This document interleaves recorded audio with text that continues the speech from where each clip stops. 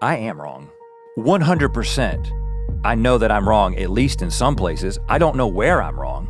You're 100% certain that you're wrong some percentage. Exactly. Okay. I am definitely wrong about this to some degree, maybe completely. I'm just telling you that this is my POV. Welcome to Trinity Radio. I'm Braxton Hunter, and today we're going to be taking a look at Rhett and Link's deconstruction as it stands in 2024, based on Rhett's newest video. Let's jump right in to hear what Rhett has to say about how people should view his spiritual experience. Mm-hmm.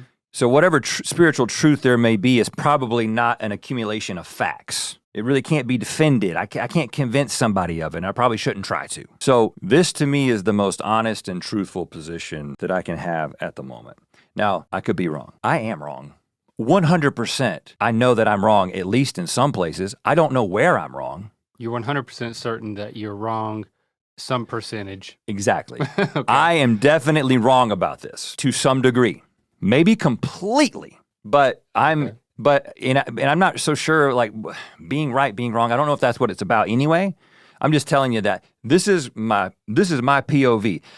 Like if you go visit a national park and you're walking on a trail and you pass somebody and they say, they start telling you things like, maybe you got a question and they're like, well, about 2 miles up, blah, blah. Yeah. It's just a dude in the park. Right. I mean, maybe he's right, maybe he's wrong. But you're almost there. Keep going. But you, really? Yeah, right. But you're like, what's your almost? That's a perfect analogy. Because what is almost to you? It's just a dude in a park.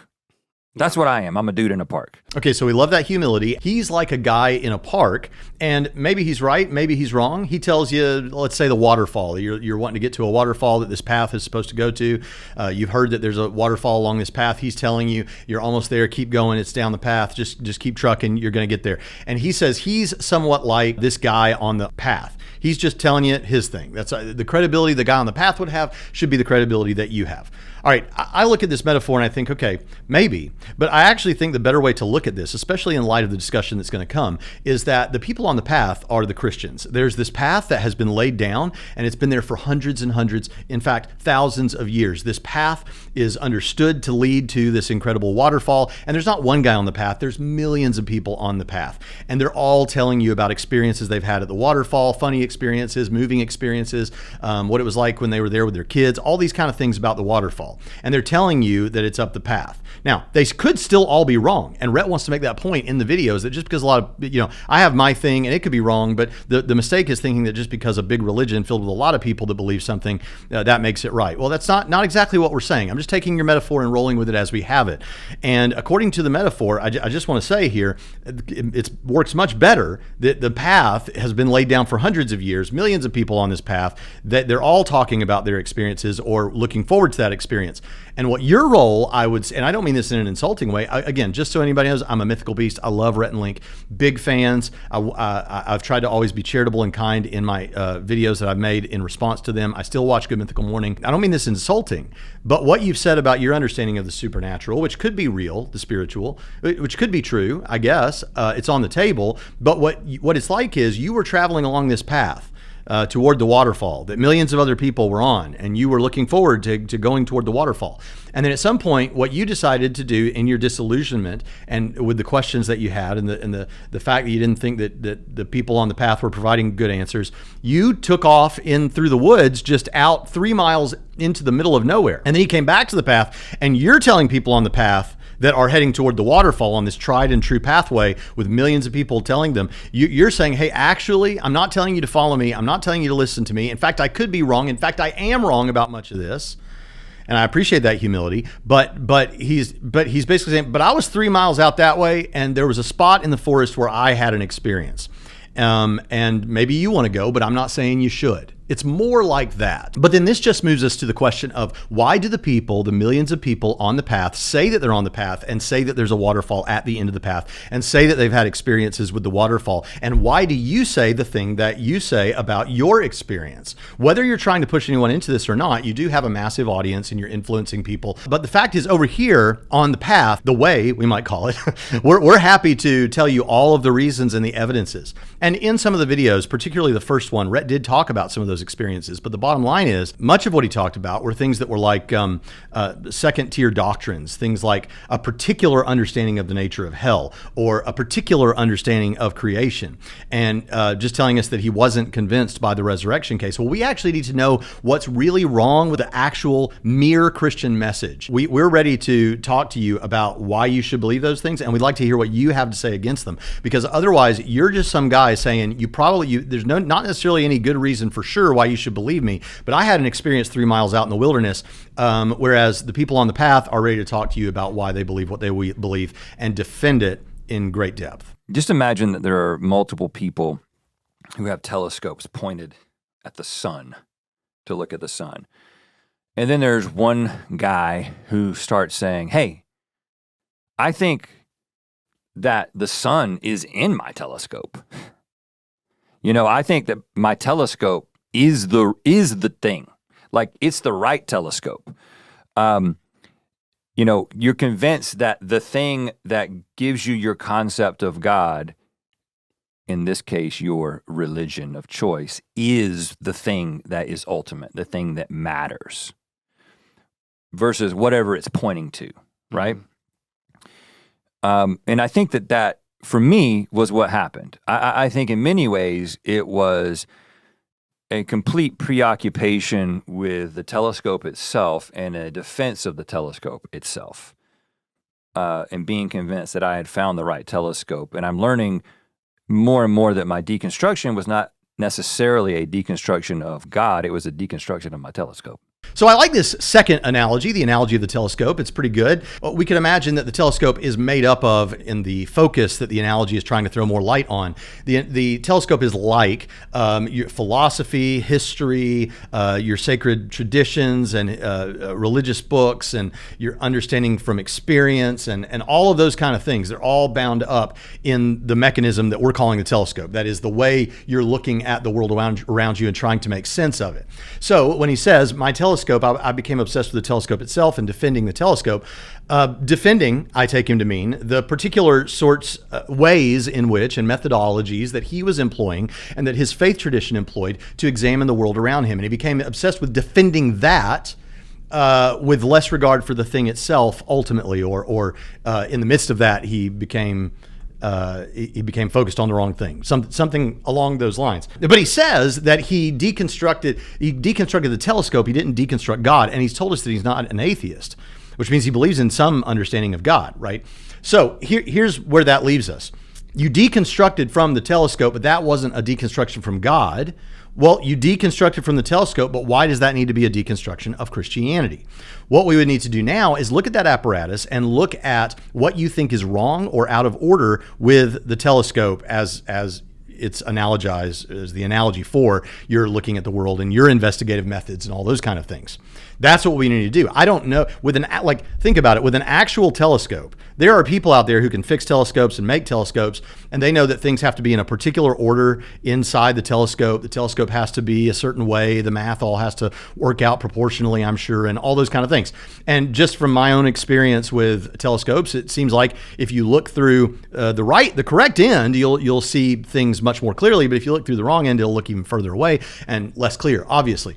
So there's a lot of importance about this telescope in the analogy, because it's representing all of the different ways that you examine sacred scripture, what hermeneutic you use, what kind of philosophical approach, what sort of experiences you've had, all of those kinds of things, what skepticisms, what presuppositions you've got, all of that is bound up in the telescope. And yes, people begin to defend the telescope and they think they're defending the real thing when they're defending the telescope. That's all true. But what this means is Rhett now needs to sit down and tell us, he doesn't need to, but if this is going to fly, I would need to know, what about that telescope, your telescope, was so problematic when you were a Christian that now you need to ditch that whole telescope and go get a different telescope that's not a Christian telescope.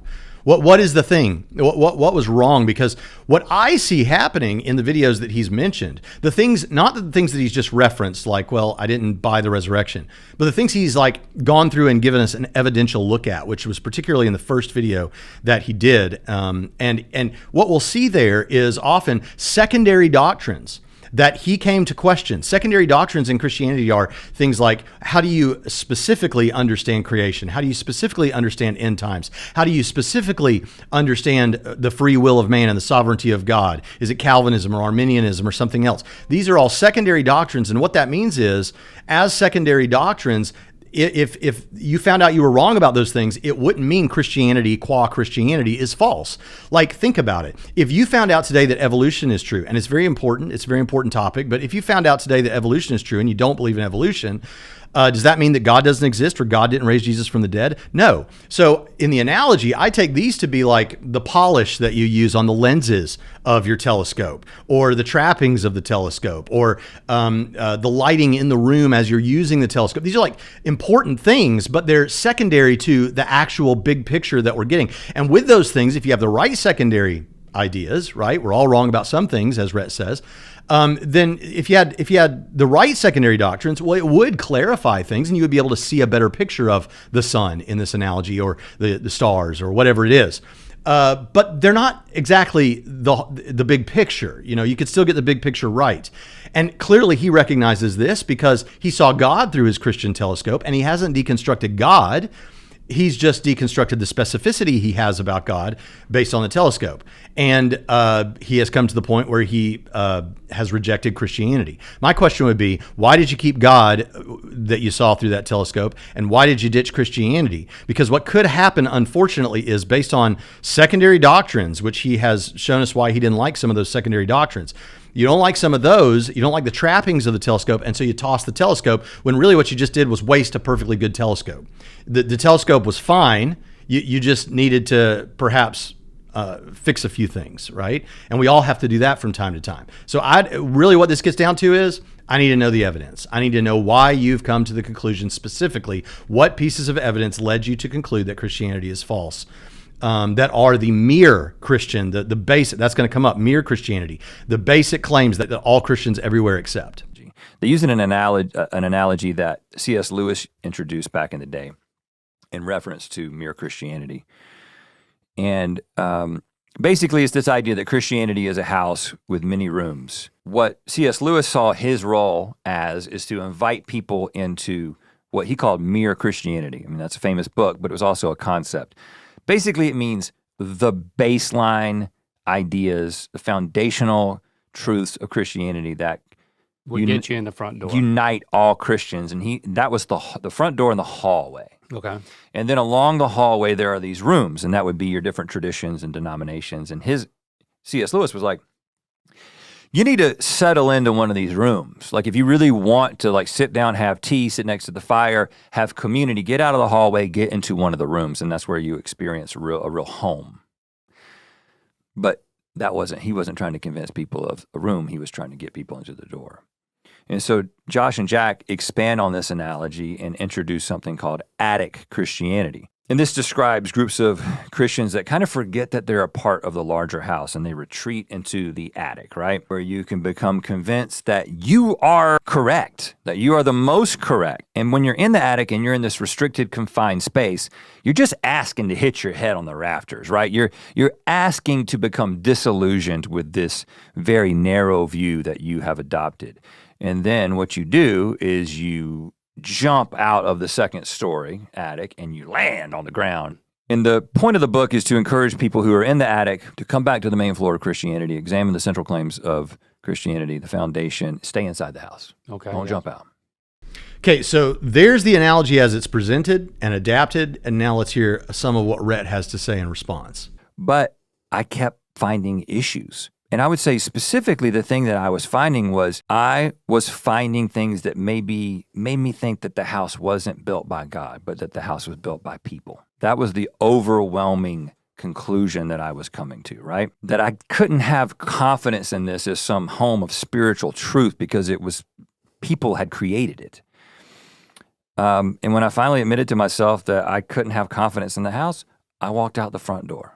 And from the outside, I could see, there's a lot of things about this house that are beautiful, meaningful. There's transformational aspects of this house for the people who are inside. But I saw something else that when I was outside of the house, it seemed even more evident to me that it was a house built by people. not a house that God built. And then the longer I stayed outside and the longer that I looked at it, the more and more, a new perspective of the house emerged as like, well, definitely this is a house built by people. But I also looked around and saw something else. I saw other houses that people had built. Inside all these houses, there were people saying very similar things. They're like, our house was built by God. This is where God lives. They're passionate. They had their own set of evidence. They had their own reasons for why their house was the place that God lived. Just an interesting note. Oh, there's other people who think like we did when we were inside our house. Mm-hmm. So this is a false dichotomy. Can a house be built by people but be the house of God? I think so. And I think there's a Bible story that Rhett shares that we'll look at in just a few minutes on a different point that makes that very clear, that the God of Christianity often does things through people, and even building houses that he considers to be his house. Now, obviously on Christian theology, the people are the church, but the analogy makes us augment this a bit. The house here, we might say, is representative of Christian religion, the external religious artifices in our world, because there are going to be rooms in that house that have things that are not true in them because they're different doctrinal positions, some of which are false. The Calvinists have a room. The Arminians have a room. These are the rooms off of the hallway. Remember the analogy that he discussed a moment ago? You have the entrance, and the hallway is kind of like mere Christianity. You're in the house, but you're not laying down any claim on secondary doctrines. But there are secondary doctrines in those rooms off the hallway, right? That's my understanding. And so this house is built by man, and so there's going to be problems with it, but it can still be the house of God because more or less God wanted that house and people to be in that house. Now, is there an example of that? Let's take a look at what Rhett has to say about his favorite story in the Bible. But then there was this particular time where God calls Moses up to the cloud, and he spends 40 days. And he goes well beyond giving him rules. He gives him very specific instructions on exactly how to build the house, the tabernacle that God wants to be inside. Mm-hmm. And if you think that you have heard very detailed, difficult to understand IKEA instructions, this is so many levels deeper than that. This is 40 days of instructions on exactly how to make the tabernacle that God wanted to be in. The materials that it needed to be in, what the furniture on the inside, what the table needed to look like, the dimensions of everything, the lamp and the lampstand, the Ark of the Covenant, all this stuff. And then what to wear when you come into the tabernacle, who can come in the tabernacle, what they have to do when they come into my presence, the sacrifices, but not just what they need to sacrifice, but how they need to sacrifice and what they need to do with the organs and the specific organs. And you got to put some blood on different parts of your body when you come in. Very, very detailed instructions. So it sounds like in biblical history, God gave very detailed instructions for people to use to build his house. People built the house of God. That's it. So yeah, it's not surprising that when Rhett steps outside of the house and looks back on it, he would recognize, hey, some of this looks man-made. Yeah, some of it does look man-made. But the truth is, and some of the teaching is built by man. The question is, which of the houses, and as he says, there's more than one house. There's a Muslim house, there's a Hindu house, there's all these different houses. And which of these houses most reflects what the master wants? And we're going to argue that the Christian house does, right? And so you should be in that one. And what that means is just because you go out and look back and say, hey, I'm getting a hint of man-made here, and I'm seeing man-made in all of these other houses, we're asking which one is closest to what the master wanted, the Muslim one, the Hindu one, the Christian one, which one reflects the nature of reality best? And we're going to do that by looking at evidence. See, part of the problem is these analogies can actually become a problem. The point of an analogy is to take something that is difficult, a difficult concept that's hard to explain, and you use an analogy to make it easier to understand. But really all we're saying here is, all Rhett really is saying, and he could have easily said this without an analogy, is he could just say, I became convinced that Christians, even though there's a lot of them, made this up. And I looked around at other religions and I kind of realized, I think they're making it up too. And that's all you had to say. But if you want to bring in the analogy, we're asking which house is most reflective of what the master wants. So at this point, I actually can't do better than Gavin Ortlund did in his response to the same video. When it comes to this point, I'd like you to listen to what he says, but this is powerful. Just because there's a lot of people using the telescope doesn't mean that it's the best or the most correct picture of the sun.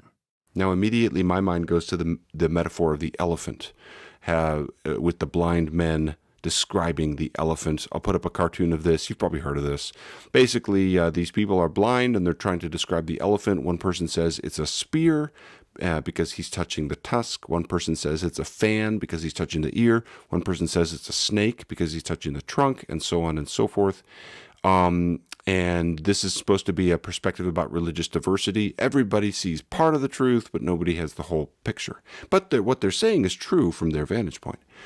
Okay, the elephant metaphor is told from the vantage point of someone who can see, someone who is not blind, someone who knows it's an elephant and they have a superior perspective on it all. And so it's kind of condescending because it's coming across like saying, those people are blind, but I can see. In other words, it's claiming the very kind of transcultural superior perspective that is disallowing to everybody else. It's a way of, functionally, it's a way of saying rules for thee, but not for me. And I have, my basic disagreement with Rhett is I think the same worry comes up with the telescope metaphor, because it seems to be assuming the very kind of transcultural superior perspective on religions that is disallowing for them. However, Rhett anticipates that response. But the idea that I have to contain it and explain it, the idea that that thing, whatever it is constrained to an idea, to a book, to a religious philosophy, to an ideology, seems pretty preposterous. And the last thing I'll say is, because it's a common criticism, whenever I speak in this way, what I am told is that I am just proposing a new philosophy, that I am making a new truth claim, that I'm doing something that's no different. Another way to say that is you might say that I am building a new house. I do not believe that is what's happening. I am saying I'm not building a new house on purpose. And to tell me that my not building a house is building a house, that I'm not building a house. That's the thing I'm taking issue with. I'm not making a truth claim that I think applies to you and everyone else. I am saying that about such things, I don't think we can make truth claims. And if you want to get into semantics and say that that's a truth claim in and of itself, I think you're missing the point that I'm making. I'm saying I'm not building a house. Don't think we should build houses, at least right now. That's not a house. I don't think this is just semantics, and I don't think this is missing his point. I think this is just an unintentional inconsistency here, because Rhett is advancing a very specific religious claim. He's affirming a particular doctrine about the unknowability of God. That's a very specific idea. That is then being set over and against alternatives which are being labeled preposterous. That's his term. So he is making a truth claim that applies to others. He's doing that.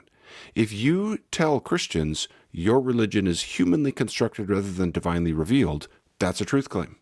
Or if you say, that Buddhism isn't true, or you say that ancient Aztec polytheism isn't true, you could be right or wrong, but you're making a truth claim and applying that to others. And then the alternative view that you're advocating for, whether you call it open spirituality or you say God is the unknowable or however you describe that, that's also a truth claim. That truth claim has its own history. It has its own boundaries, and it even has its own specific ethics, as we'll see. It may not be cast as that, but that's what it is in effect. In other words, it's like saying, you guys are looking at the telescope, but I'm not looking at the telescope. I see through the telescope. Or, in other words, saying, I see the elephant. Or if you use the house metaphor, Rhett at one point claims he's not living in a house. And if that means he's not a member of a particular religion, fair enough. But if it just means having a perspective about religion that imposes truth claims upon others, then I would say that is its own kind of house from which the other houses are being called preposterous. And that is a truth claim. Listen, the most important thing is what the truth is about all of this. And so we want to take a look at Rhett's evidential claims or his interaction with the evidence that Christians will present and how he thinks science and other things might impact this. And so to do that, you're going to have to click the link that you see the thumbnail for on the screen. Click that link and check out that video, and let's continue the discussion.